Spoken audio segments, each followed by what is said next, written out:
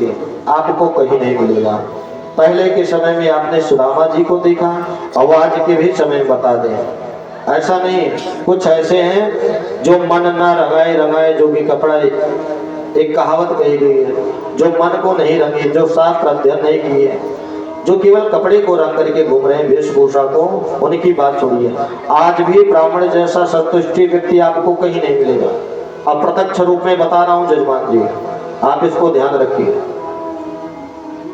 प्रत्यक्ष ये है कि जैसे आपने लड़के के ब्याह का डेट रखा, शादी निकलवाया ना, डेट रखा, मुहूर्त अच्छा निकला जो है, तो निकालने वाला कौन था? पंडित जी। पंडित जी थे। अभी ये बताइए, जब पंडित जी जो है डेट निकाले तो सबसे पहले कार्यक्रम का डेट तो पंडित जी ने रखा और कहा कि ले जाइए, इस डेट पे आपका कार्यक्रम होगा हमारा। या आपने ब्राह्मण देवता से निवेदन किया कि आपका अमूल्य समय हमारे द्वार पर, और ब्राह्मण देवता बड़े संतुष्टि पूर्वक कह दिए हाँ ठीक है। आप वो पत्र लेकर के निकले अपने घर से, वो पत्र लेकर के निकले। कहाँ गए आप?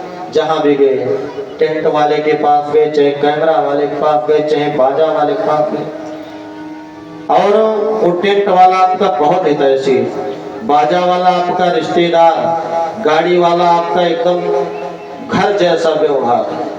लेकिन होता क्या बाद में कि जब उनके पास जाते हैं तो टेंट वाले भी कहेंगे कि भैया ऐसा है, पांडे जी 500 रुपए देते जाइए तब तो मैं तारीख पक्का मानूं, नहीं तो ऐसा ना हो। मतलब 500 रुपए में ही केवल तारीख। अब सोच लीजिए कि क्या भाव है आपके प्रति उनका।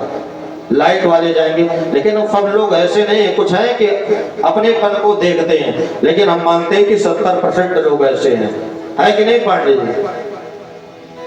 तो जहां जहां आप जाएंगे, सबसे पहले ब्राह्मण देवता जो है डेट निकाले, लेकिन ब्राह्मण देवता आज तक आप कहीं नहीं सुनेंगे कि कहीं पंडित जी भी बयाना लिए हों। लेकिन आप जहां जहां जाएंगे उसके बाद पंडित जी के बाद जो है तो बहुत हितैषी जो होंगे वो भी आज से 10, 20, 50 ले ही लेंगे। अब समझ लीजिए कि ब्राह्मण जैसा संतुष्टि व्यक्ति कहां निकले। आज भी ब्राह्मण जजमान से नहीं पूछते कि भैया ले चल रहे हो पूजा कराने के लिए, तो भगवान के ऊपर कितना पैसा चढ़ाओगे, क्या दोगे, क्या विदाई दोगे, इतना मेहनत करेंगे 4 घंटे, आपको भगवान का दर्शन कराएंगे, पूजा पाठ विधि विधान वेदांत के अनुसार कराएंगे, क्या इसका दक्षिणा? इसका भी मोल भाव नहीं, बड़ी सरलता विनम्रता से आपके साथ आ जाते हैं, आपका कार्य सिद्ध कराते हैं, आपको उस योग्य पर पहुंचाते हैं कि आप दानी बने। अगर उस योग्य नहीं, क्योंकि आजकल तो लोग जब बड़ी विपत्ति आती है तभी महाराज जाते हैं, अन्यथा नहीं जाते हैं।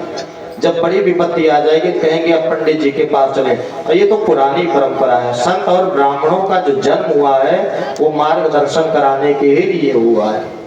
जो बिगड़ा काम साधे वही साधु।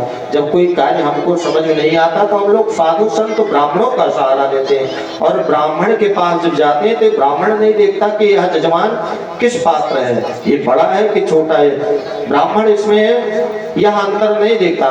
ब्राह्मण यह देखता अगर छोटा है तो हम उसका कितना अच्छा विधि विधान से पूजा पाठ करा करके उसको उस योग्य पहुंचाएं। लेकिन आजकल तो अब क्या बताएं, ब्राह्मण का तो सम्मान ऐसा हो गया कि लोग बुलाते ऐसा कि पंडित जैसे लग रहा है कि पंडित जी को कर्मकांड पूजा पाठ कराने के लिए, नौकरी कराने के लिए बुलाया। ब्राह्मण का आदर करना चाहिए, सत्कार करना चाहिए। प्रत्यक्ष रूप में झांकी जो देखे कि द्वारिकाधीश होते हुए कृष्ण कन्हैया, राजा होते हुए भी एक ब्राह्मण का इतना आदर सत्कार, तो इससे आप लोग कुछ सीखिए।